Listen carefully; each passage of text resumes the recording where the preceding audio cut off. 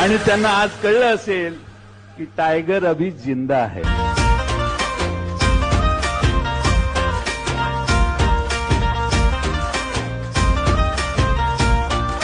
डोक्यात रग हाय, अंगात धग हाय, हलवू